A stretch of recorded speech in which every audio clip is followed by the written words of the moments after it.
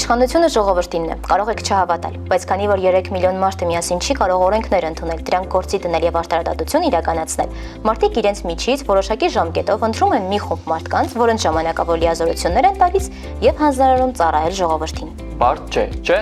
Իշխանության զավթումը կամ յուրացումը ծանր հանցագործություն է։ Հայաստանը ինքնիշխան պետություն է, նույնպես լսել եք, դա նշանակում է, որ Հայաստանում իշխանություն ձևավորելու իրավունքը բացառապես Հայաստանում ապրող ժողովրդինն է։ Ոչ մի այլ ժողովուրդ, պետություն կամ իշխանություն որևէ երկրից իրավունք չունի որոշելու, թե ով է լինելու իշխանություն Հայաստանում։ Երբ ընտրողները հնարավոր կհամարեն, որ Հայաստանում իշխանություն իրենցից բացի որևէ մեկը կարող է ձևավորել, ապա այդ պահից Հայաստանը կդառնա գաղութ, չի լինի անկախ պետություն, իսկ քաղաքացիները կդառնան ճորտեր կամ հպատակներ։ Այնպես ինչպես եղել է բոլշևիկների սովետական իշխանության ընթացքում։ Քաղաքացիների պարտականությունը սեփական պետությանը տեր կանգնելն է, իսկ իշխանությունը ընդամենը քաղաքացիներին ծառայություն մատուցելու միջոց է։